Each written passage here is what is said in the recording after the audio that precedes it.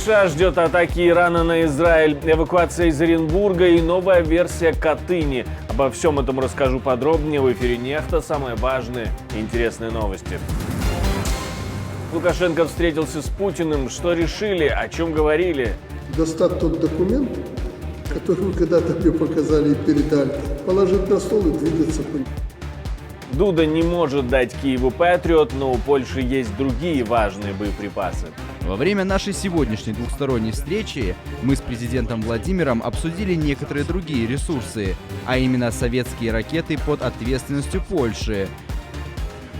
Дипломатический скандал между Россией и Кыргызстаном. Что случилось там?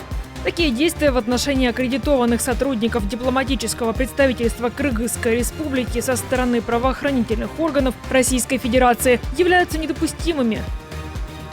Спасибо, что смотрите, спасибо за доверие. Не забывайте ставить лайки, не забывайте оставлять комментарии, все это очень важно для того, чтобы нас с вами становилось больше. Поехали. Киеву нужны патриоты. Это не про мобилизацию, это про системы ПВО. Президент Украины настаивает именно на системах Патриот. У нас немає ППО. Такого ППО свого виробництва, як Патріот. Просто немає. Я вам хочу сказати, нам потрібен час. Нам потрібно, щоб партнери нам допомогли. Нам не потрібні системи Патріот назавжди. Ми обов'язково зможемо виробляти свої системи. Ми почали над цим працювати. Я вважаю, що ми це обов'язково зможемо. Але в цей час не хочется втрачати життя людей. На встрече президента Украины и Польши последний заявил, что Польша никак не может с этим помочь. У самой нет. Зато есть советские ракеты. Во время нашей сегодняшней двухсторонней встречи мы с президентом Владимиром обсудили некоторые другие ресурсы, а именно советские ракеты под ответственностью Польши, которые находятся на наших складах. И мы говорили о передаче их украинской противовоздушной и противоракетной обороне. Я продолжу обсуждение этого вопроса с министром обороны Владиславом Косиняком-Камышовым после возвращения в Варшаву. США ограничивают своих дипломатов в Израиле в перемещениях, опасаясь обещанной Ираном атаки. Ее ожидают в течение 48 часов. BBC пишет о том, что посольство предписало своим сотрудникам не выезжать за пределы Иерусалима, Тель-Авива, Беэр-Шевы, цитируя из соображений безопасности. Мы готовы как к обороне, так и к наступлению в самых разных частях армии. Атака с территории Ирана станет убедительным доказательством того, что Иран намерен пойти на эскалацию на Ближнем Востоке и перестать прятаться за спины своих прокси.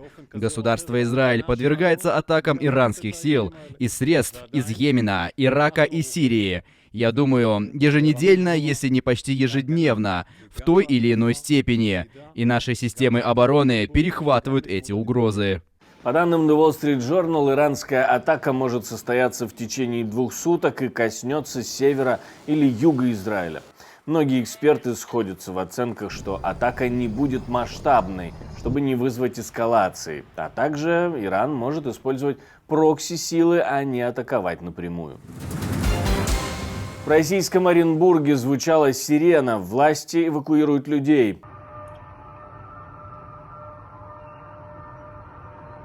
За последние 10 часов вода в реке Урал поднялась на 40 сантиметров.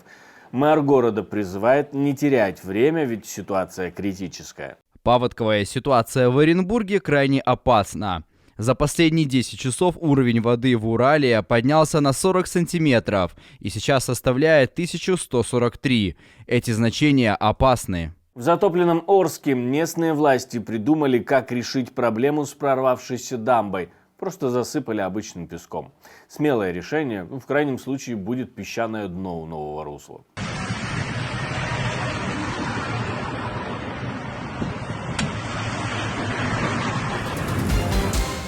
Лукашенко встретился с Путиным снова, пожаловались друг другу и разошлись. вернее разъехались. Несколько важных заявлений таки было вброшено в эфир для того, чтобы поговорить. К примеру, Путин фактически опроверг своего пресс-секретаря Пескова, который раньше заявлял, что Россия не собирается возвращаться к стамбульскому формату мирных договоренностей. А после Путин говорит, что будут возвращаться. Просто по-человечески себя вести. Достать тот документ, который вы когда-то мне показали и передали, положить на стол и двигаться по нему. Да, и с ним работать. Это разумная позиция, там приемлемая позиция и для Украины. Они согласились с этой позицией. Поэтому, я думаю, мы обсудим подробно эти вопросы. Хорошо. И Песков тоже поменял после этого свое мнение, и теперь он снова согласен на стамбульские договоренности. Это возможно только в форме диалога.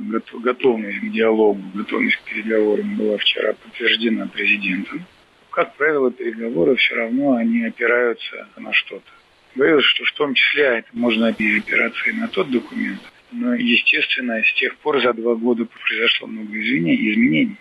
У нас в Конституции записаны новые субъекты, чего не было 2 года тому назад. И поэтому действительно есть ряд новых реалий, от которых нельзя абстрагироваться. Но в то же время это могло бы быть неким базисом для начала переговоров. Любые поиски урегулирования политики дипломатические, они могут зиждиться только на переговорах. Президент Путин неоднократно подтверждал свою готовность к таким переговорам. Министерство иностранных дел Кыргызстана направило России ноту протеста. Все из-за того, что сотрудники московской полиции вломились в квартиру к советнику посольства республики и требовали документы о постановке на миграционный учет. Даже несмотря на предъявленный дипломатический паспорт, они допытывались о легальности его пребывания на территории Российской Федерации. Такие действия в отношении аккредитованных сотрудников дипломатического представительства Кыргызской Республики со стороны правоохранительных органов Российской Федерации являются недопустимыми, требуют тщательного разбирательства и привлечения виновных лиц к ответственности в, возможно, кратчайшие сроки.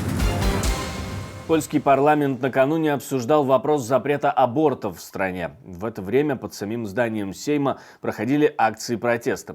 Как и на протяжении многих последних лет, мнения делились диаметрально. Если бы мы звонили в этот колокол каждые 10 секунд, нам бы пришлось стоять здесь 51 час и ударить столько раз. Это число детей, которые погибли или были убиты после так называемого компромисса по абортам, который мы находим в одном из законопроектов. Но наш голос не просто будет стоять здесь в течение 51 часа. Наш голос будет вечным голосом, потому что мы всегда будем защищать нерожденных, даже если эти преступные и убийственные законы будут приняты. Это голос сообщества сторонников здорового образа жизни, которое будет и впредь очень решительно выступать в защиту нерожденных. Но если предыдущий Кабмин и правящая партия поощряли полный запрет на аборты, то Кабмин Дональда Туска уже делает некоторые поблажки, хоть и не так быстро, как многим хотелось бы. Польша – единственная европейская страна, где за последние несколько десятилетий и без того очень строгие правила были ужесточены. У нас самые строгие правила после Мальты в отношении права на прерывание беременности. Это то, что действительно ставит нас позади Европы и мира, потому что только 4 страны в мире приняли такое решение. Мы возвращаемся назад. Мы возвращаемся в века, когда у женщин фактически не было никакой помощи. Российская ФСБ якобы рассекретила архивные документы КГБ, в которых говорится, что в трагедии в Катыни виноваты не советские войска, как раньше говорил Путин, а немецкие. Якобы именно они убивали польских офицеров и гражданских. Якобы теперь Россия может обратиться к Германии, обвинив ту в фальсификации исторических фактов. Но даже в том коротком сюжете, который представили российские пропагандисты, есть очень много нестыковок. И документы, которые были рассекречены, очень похожи на фальшивку. К примеру, возле могил были найдены польские деньги, личные вещи, письма и документы, которые были в слишком хорошем состоянии, чтобы считаться сохранившимися с 1939 года. Зачем России этот вброс, остается загадкой пока.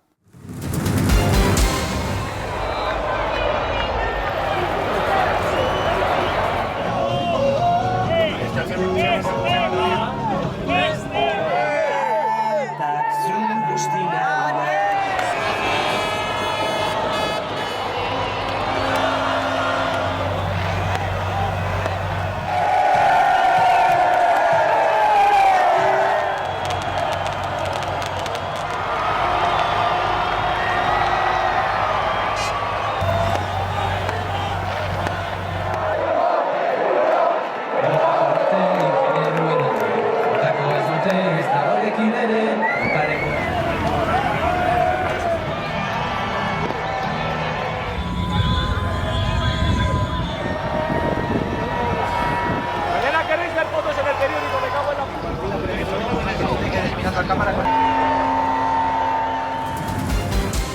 Спасибо, что смотрите, спасибо за доверие. Не забывайте ставить лайки, не забывайте оставлять комментарии. Все это очень важно для того, чтобы YouTube понимал, что это видео можно показывать большему количеству людей.